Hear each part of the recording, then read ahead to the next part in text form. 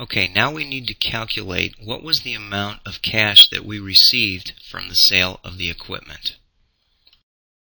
So to do that, I've gone ahead and prepared a little bit of information ahead of time for us. Okay, from the information given in the problem, we know the beginning balance of equipment, we know the ending, we know the beginning balance of accumulated depreciation, and we know the ending. Now, we also know that we sold this equipment for, what was the dollar amount? It was $48,600 with a $2,000 gain. So we can drop in the $48,600 as the credit to equipment. And then if we consider the net effect of the equipment and the accumulated amount together, and if you will, work the unknowns so that we can compute the $2,000 gain, we're able to force the effects. Okay, so let's do that. The cost of the equipment sold was $48,600.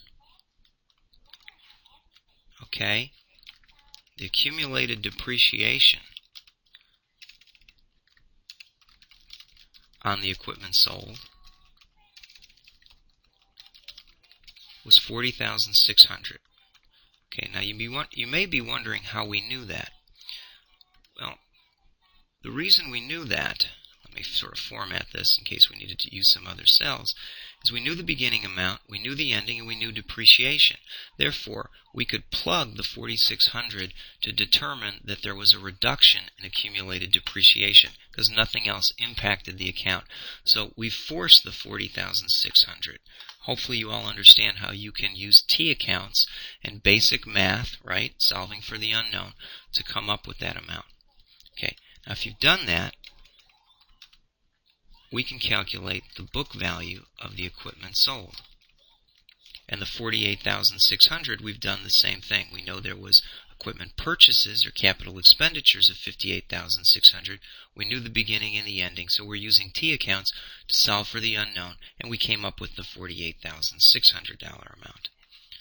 Okay? So if we take that less that, we come up with $8,000 of book value of equipment sold. Okay, then we know there was a gain on the sale of the equipment. Okay, well, you need to know, would you add that or subtract it? Well, it's a gain. It meant you received more cash for it, so we need to add it back. And from that, we can determine that the cash receipt from the sale of equipment was equal to, I'm going to underline this, was equal to the book value plus the $2,000 gain. Okay, and we can double underline that if we needed to, just to show that that takes care of that calculation. All right, now that we know that there's $10,000, we can plug that in right here. And I'll simply reference the cell below. All right. And now we've come up with the $10,000 as cash, cash received from equipment. Oh, and I see I've,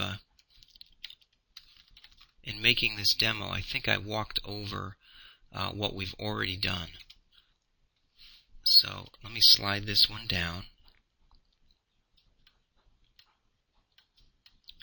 and drop in what was already there, which was the cash paid for equipment, which was the capital expenditures.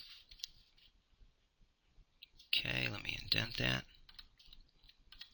And that was the negative $58,600. And I apologize if that confused you in making this demo. That may look a little different on your screen, but now hopefully it's back to the way it was. Okay, we've taken care of all the cash flow from investing activities, so why don't we put our subtotals in? And we're now done with 2 sections of the cash flow statement. It looks like I've got a couple extra lines, so we can delete that. Give us a little bit more screen real estate, and we can move on. let's go back to the problem. We've taken care of notes A, or the additional information A and B. We've taken care of C. We've taken care of D. What does E say? Prepaid expenses and wages payable relate to other expenses on the income statement. And note F says all purchase and sales of merchandise are available on credit. We've sort of factored in note F. We assumed that the change in accounts receivable had an effect on the cash flow from operating activities, and we've adjusted for that. Okay, so what else do we have to do? Well, we've taken care of 2 financing items, but have we accounted for all of it? Was there any stock issued during the period? Look at that. We've had a change in common stock from 180,000 to 230,000. So we need to account for every single account before we know we're done. So 230 to 180 is a change in stock. Was there any other thing we need to factor in on that? I don't think so. Let's take a look. We've got a couple extra lines here we can delete.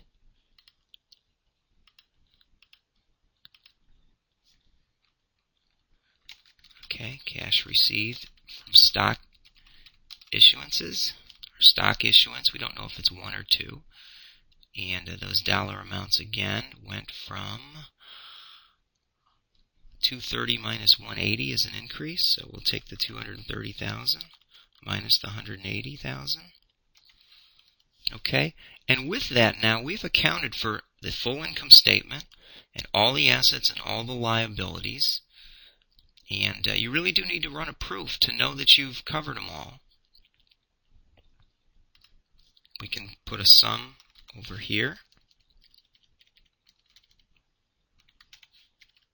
Underline. Okay.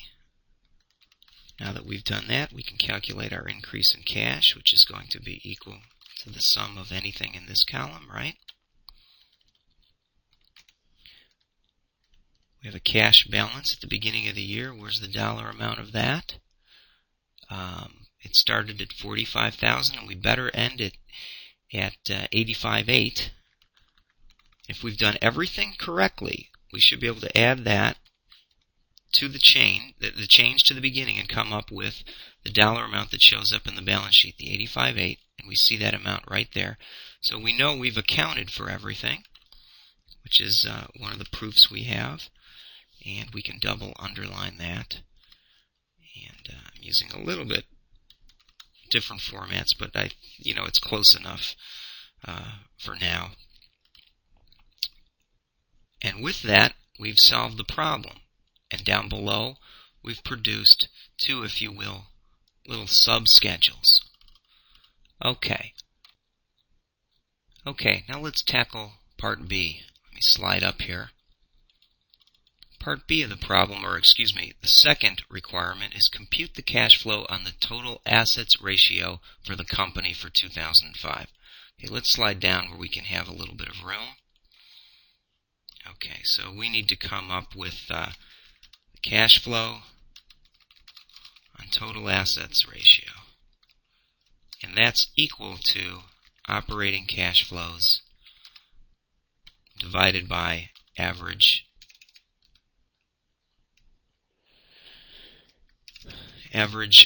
total assets.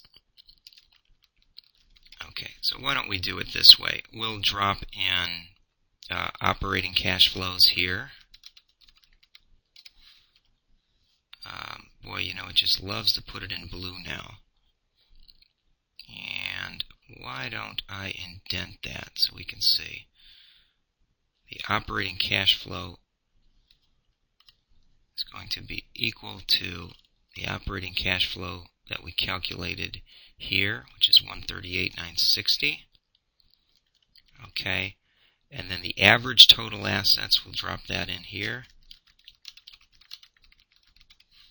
I'll indent that. Oh, I typed that, and I know you can't see it. Okay, I just typed it in there in cell A80. And the average total assets, we can look to the schedule to come up with what they were. The total assets were 309,330. So why don't we add those together?